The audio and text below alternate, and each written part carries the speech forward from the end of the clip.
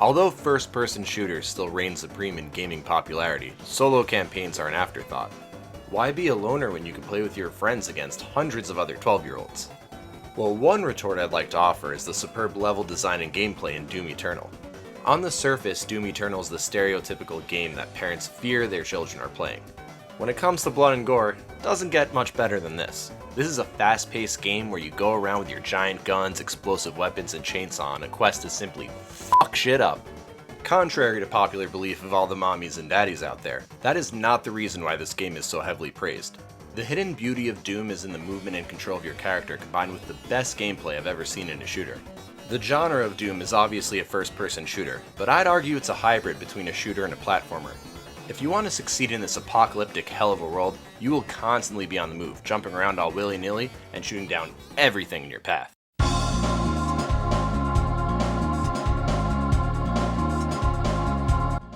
If you're used to Warzone or Fortnite, this will be a change of pace.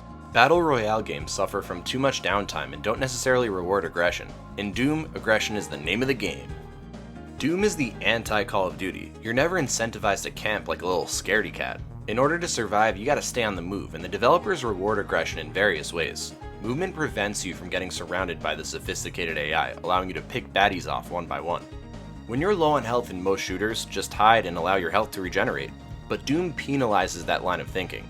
Hiding away like a little mouse in the house will get you nowhere when it's hell on earth. Finding the right item at the right time can be the difference between life or death, so explore away as you simultaneously destroy your opposition.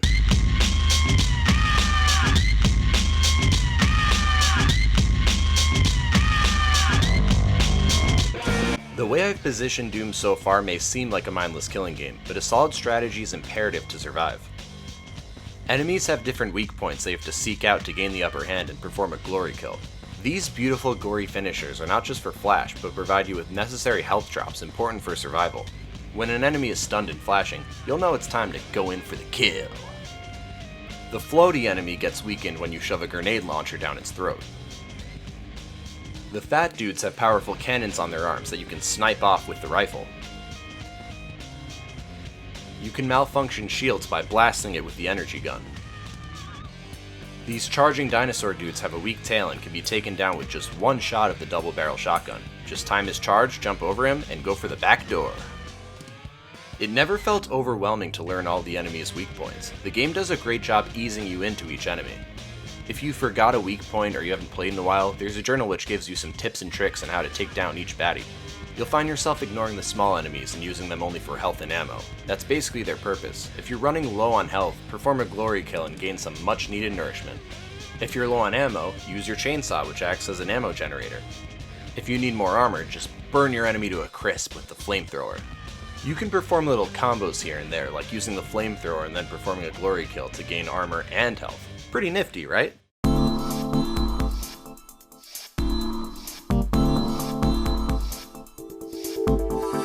If you're familiar with Swiss Cheese Gaming, then you'll know that platformers are my favorite genre.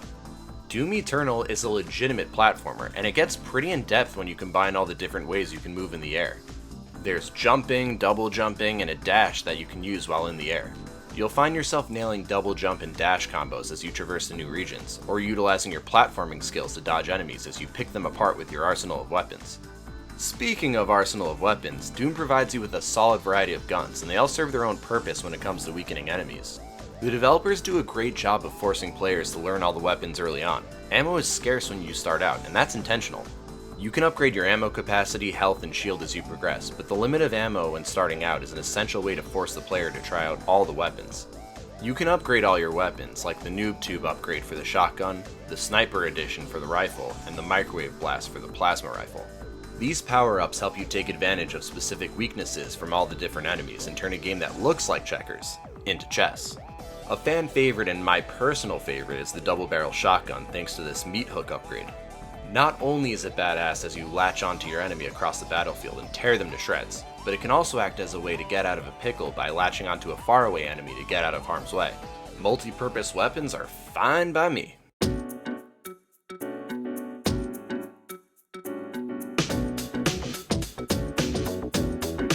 Doom combines elements of all the shooters from my childhood. It has the platformy floatiness of Halo, the lore and gore of Gears, and the explorable world of Metroid Prime. Although totally optional, you get rewarded for your curiosity. There are juicy secrets scattered across each world. Between weapon upgrades, runes which grant new abilities, and even toys, the game offers incentive to sit back and smell the roses, after going on a killing rampage. This downtime is just what the doctor ordered, because these combat sections are so intense, the exploration that happens between combat is very welcoming. The visuals speak for itself. I love how enemies don't have a health meter, but instead you can see their flesh become more visible as you gun them down. In a way, that is their health meter. This apocalyptic world is beautiful. Each world shows off its own atmosphere, but as a whole, you can see the love and care that Bethesda put into this game, not only within enemies, broken buildings, and objects, but also the backgrounds of the levels. I found myself sitting back and absorbing the world between battles and platforming sections, amazed at how gorgeous this world truly is. I didn't go over the story because the game does a great job leaving it optional without forcing it down your throat. If you're into the Doom history and lore, then there's lots of journals to collect which can expand on the story, but I didn't really take the time to read any of it. I'm too busy. As far as story is concerned, you're what's called the Slayer. The Slayer is like Master Chief, but more of a hunk, and he kills everything. Although the objective may seem to destroy all the monsters, you are the monster. There's nothing more powerful and badass than the Slayer. You feel a certain sense of invincibility as far as the storyline is concerned. Just don't let the story get to your head during the gameplay, or else you'll get smoked real quick.